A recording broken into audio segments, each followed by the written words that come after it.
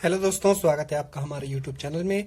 आज की वीडियो में हम प्रश्नावली 4.1 का प्रश्न क्रमांक 2 सॉल्व करने वाले हैं।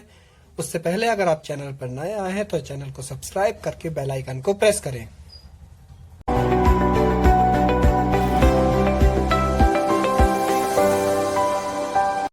तो प्रश्नावली 4.1 में प्रश्न क्रमांक 2 हमें दिया हुआ है, निम्न स्थितियों को द्विघात समीकरण के रूप में व्यक्त कीजिए।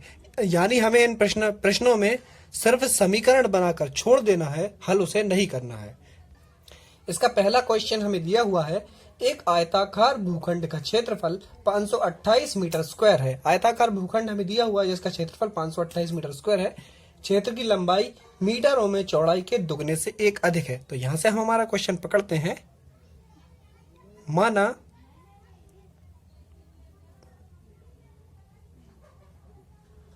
आयताकार भूखंड की चौड़ाई x है। आयताकार भूखंड की हमने चौड़ाई मान ली x, और इसमें दिया हुआ है कि क्षेत्र की लंबाई चौड़ाई के दुगने से एक अधिक है। तब हमारी जो लंबाई है वो चौड़ाई यानी x के दुगने से एक अधिक है। यानी हमारी चौड़ाई मिल गई हमें x और लंबाई मिल गई 2x + 1, और हमें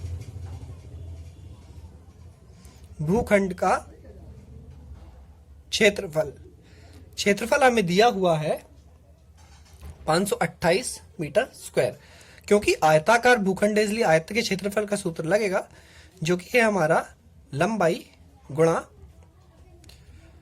चौड़ाई, और बराबर में जो क्षेत्रफल हमें दिया हुआ है 528। लंबाई का मान है हमारा 2x + 1 गुणा चौड़ाई का मान है हमारा x बराबर 528। अब x का 2x में गुणा किया तो 2x स्क्वायर प्लस x का 1 में गुणा किया तो x बराबर 528। यानी 2x स्क्वायर प्लस x और 528 इस तरफ आया तो माइनस का हुआ, बराबर में 0। और यही हमारा आंसर है। यही अभीष्ट द्विघात समीकरण है। यह हमारा आंसर है। इसका दूसरा क्वेश्चन हमें दिया हुआ है, दो क्रमागत धनात्मक पूर्णांकों का गुणनफल 306 है। हमें पूर्णांक ज्ञात करना है। तो क्रमागत आने वाले पूर्णांकों के लिए हम जानते हैं कि अगर पहला पूर्णांक 13 है तो दूसरा 14 होगा। इसी तरीके से अगर पहला 26 है तो दूसरा 27 होगा, पहला 34 है तो दूसरा 35 होगा। यानी पहला जो भी हमारा पूर्णांक हो उसमें एक जोड़कर हम अगला पूर्णांक प्राप्त कर सकते हैं। तो इसीलिए माना पहला पूर्णांक x है, हमने पहला पूर्णांक x मान लिया, तब दूसरा पूर्णांक x + 1 होगा। यानी इसमें एक जोड़कर हमें अगला पूर्णांक मिल जाएगा। तब प्रश्नानुसार हमारा प्रश्न कहता है कि दोनों पूर्णांकों का गुणनफल 306 है। यानी x गुणा x + 1 बराबर 306। x का x में गुणा किया तो x स्क्वायर प्लस x का 1 में गुणा किया तो x बराबर 306। अब x स्क्वायर प्लस x और ये 306 इस तरफ आया तो हुआ माइनस का, और बराबर में 0। ये हमारा आंसर है। यही अभीष्ट द्विघात समीकरण है। इसका अगला क्वेश्चन हमें दिया हुआ है, रोहन की मां उससे 26 वर्ष बड़ी है। उनकी आयु का गुणनफल अब से 3 वर्ष पश्चात 360 हो जाएगा। तो माना रोहन की वर्तमान आयु x वर्ष है। अब क्योंकि मां रोहन से 26 वर्ष बड़ी है, तब मां की वर्तमान आयु x + 26 वर्ष होगी। ये रोहन की आयु है और ये मां की आयु। अब हमें क्वेश्चन में कंडीशन दी हुई है कि उनकी आयु का गुणनफल अब से 3 वर्ष पश्चात, यानी 3 वर्ष पश्चात, सबसे पहले हम इनकी आयु निकाल लेते हैं।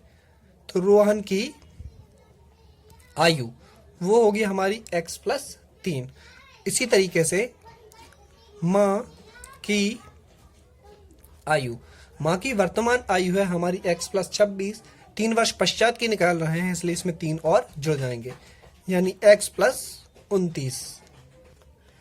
अब हमें दिया हुआ है इनकी आयु का गुणनफल, यानी x प्लस 3 यानी रोहन की आयु गुणा x प्लस 29 माँ की आयु। ये इनकी 3 वर्ष पश्चात की आयु है और इनका गुणनफल आपको 360 दिया हुआ है। अब हम गुणा करते हैं, तो x का x में गुणा किया तो x स्क्वायर, x का 29 में गुणा किया तो 29x प्लस 3 का x में गुणा किया तो 3x प्लस 29 का 3 में गुणा करें तो 3 नाम 27 की 7, हासिल आई 2, 3 दूनी 6 और 2 8 बराबर 360। अब हमारा x स्क्वायर प्लस 29 और 3 हुए हमारे 32x प्लस 87 माइनस 360 और बराबर में 0। 360 जो थे LHS में आके हमारे माइनस के हो गए। x square plus 32x minus 360 में से 87 घटाएंगे क्योंकि एक माइनस की है और एक प्लस की संख्या है, तो 10 में से 7 गए तो बचे हमारे 3, यहाँ पर 5 बचा, 15 में से 8 गए तो बचे हमारे 7 और यहाँ पर 2 के 2 बराबर 0, और यही हमारा अभीष्ट समीकरण है। यही अभीष्ट द्विघात समीकरण है और यही हमारा आंसर है। इसका अगला क्वेश्चन करने से पहले मैं आपको थोड़ी सी जानकारी बता दूं कि जैसा हम जानते हैं चाल बराबर हमारा सूत्र होता है चाल बराबर दूरी बटे समय, यानी दूरी के बटे में जब हम समय को लेंगे तो वो चाल कहलाएगी। ये पूरा हमारा चाल कहलाएगा। अगर हम दूरी बटे समय लिख दें तो उसका मतलब भी हमारा चाल ही होता है। और अगर हम समय को यहाँ और चाल को बटे में लाएं तो समय बराबर दूरी बटे चाल, यानी दूरी के बटे में जब हम चाल को लेंगे तो वो हमारा समय कहलाएगा। अब अगला प्रश्न हमें दिया हुआ है, एक रेलगाड़ी 480 किलोमीटर की दूरी समान चाल से तय करती है। यदि इसकी चाल 8 किलोमीटर प्रति घंटा कम होती तो वह दूरी को तय करने में 3 घंटे अधिक लेती। रेलगाड़ी की चाल ज्ञात कीजिए। तो माना रेलगाड़ी की चाल x किलोमीटर प्रति घंटा है एवं तय दूरी 480 किलोमीटर है, तब प्रश्नानुसार। अब देखिए,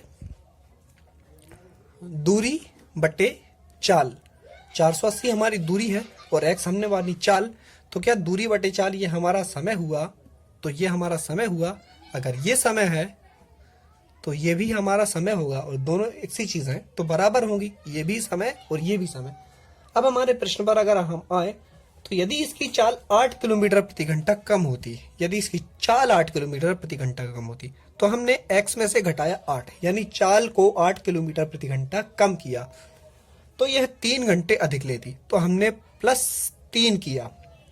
अब ध्यान देने वाली बात यह है कि यहाँ पर सिर्फ हमने बटे में से यानी चाल में से 8 कम किया और यहाँ पर हमने सारी ही संख्या में यानी समय में 3 जोड़ा, क्योंकि दूरी बटे चाल हमारा समय कहलाता है और यहाँ पर हमने समय में 3 जोड़ा और सिर्फ चाल में से 8 घटाया, यानी चाल को 8 किलोमीटर प्रति घंटा कम किया और समय 3 घंटे बढ़ाया। अब हम इसको आगे सॉल्व करें तो 480 बटे x माइनस 8 बराबर, इसके बटे में 1 आएगा, 1 और x का एलसीएम आया हमारा x, 1 का 480 में मल्टीप्लाई किया तो 480 प्लस x का 3 में किया तो 3x। अब हम इसका तिर्यक गुणा क्रॉस मल्टीप्लाई करेंगे तो x का 480 में गुणा किया तो 480x बराबर ये x माइनस 8 गुणा 480 प्लस 3x, ये ऐसा ही आ गया और ये गुणा में आ गया। अब 480 x बराबर, सबसे पहले हम x का गुणा इन दोनों में करेंगे, तो x का 480 में किया तो 480 x प्लस x का 3x में किया तो 3x का स्क्वायर। अब -8 का इन दोनों में करेंगे, तो सबसे पहले तो प्लस और माइनस, 8 का 0 में गुणा किया तो 0, 8 नहीं है 64 की 4, हासिल आई हमारी 6, 8 के 32 और 6 38, माइनस 8 का 3 में किया तो 8 दिया 24x। अब ये जो 480 LHS में है इनको उठाकर RHS में ले जाइए, तो 0 बराबर, अब यहाँ से हम शुरू कर रहे हैं, तो 480x ये वाले ऐसे ही प्लस 3x का स्क्वायर माइनस 3840 माइनस 24x, ये हमारी स्टेप ऐसी ही आ गई। और ये जो 480 इस तरफ था ये उठकर इस तरफ आया तो हो गया हमारा माइनस का 480x, प्लस के 480x से माइनस का 480x कट गया, यानी 0 बराबर 3x का स्क्वायर माइनस 3840 माइनस 24x, या 3x square minus 24x minus 3840 बराबर 0। यही हमारा द्विघात समीकरण है, यही अभीष्ट द्विघात समीकरण है और ये हमारा आंसर है। अगर आपको वीडियो पसंद आई हो तो वीडियो को लाइक करें, कमेंट करें, शेयर करें और चैनल को सब्सक्राइब करके बेल आइकन को प्रेस करें।